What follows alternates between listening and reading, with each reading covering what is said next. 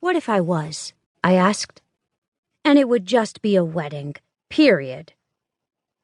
Another boy drew up beside the first and punched him in the shoulder, hard enough that he took a step back. Then the new boy turned to me. He must not have noticed me before his friend spoke, because his once-over went on way too long. Long enough to turn into staring. I ordered my makeup to stay put, sweat or no sweat, and tried to hide any reaction to the exam. Distressingly, I found it difficult to be offended. The boy was tall, wearing a black tank top that showed off a tan and a strong build. Long brown hair brushed his chin, and his eyes flashed like pennies tossed into the air. I had a trick where I threw a handful of pennies and caught them on the return trip, only to reveal an empty palm. He should have been as easy to dismiss as those coins were to make vanish, given that being cute didn't make up for having bad taste in friends. But he wasn't. There was something about the cut of his jawline as he angled it when he saw me neutrally returning his examination that made me wonder what his story was. "Ignore him. He's an idiot," he said finally. "I can believe he's an idiot.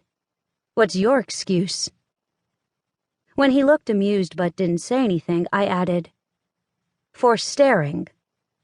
"Sorry. There's something about you," he said. "Your eyes. It was almost like I recognized you. But I don't think we've met."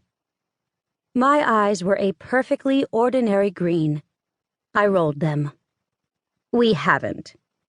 No way I'd have forgotten. "What are you?" he asked. There was a vague lilt to his voice, not quite an accent. "Here for, I mean." In answer, I slipped my hand into my pocket and whipped out a deck of cards. This was no time to be flashy and put on the cuffs for a trick of my own design, so I executed a perfect circle fan with the cards instead, thrusting them to one side and forming them into a complete circle. The backs were red and black and white, patterned to make a round roulette wheel.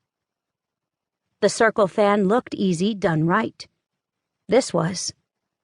The other boy cackled in response and nudged the brown-haired boy's shoulder. To his credit, he stepped away from his howler monkey of a friend. "Name's Desmond, but you can call me Des," he said, tipping his chin down to me before starting to walk away. "And that's not magic," he added, pointing at my cards. Yes, it was. It wasn't what I was most proud of, but the hours of practice that single technique has required to master scrolled through my brain. The endless time spent training my fingers to find the right position automatically. I could count on one hand the number of magicians who could do it as well as me. "It's impressive anyway," he tossed over his shoulder. I stood in offended silence. He stopped and called back. "Auditions are this way, girl who hasn't told me her name yet." I could have introduced myself then, but I decided it was smarter to keep something up my sleeve. Still, I trailed them through the grass and vehicles, arrogant Des and his cackling sidekick. Des had one of the black envelopes in his left hand. I was curious what his act was.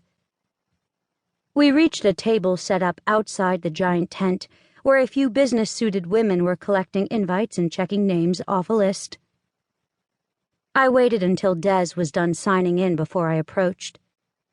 The petite woman taking names and dispensing numbers barely even glanced at the much-labored-over fake ID that provided me with a different last name.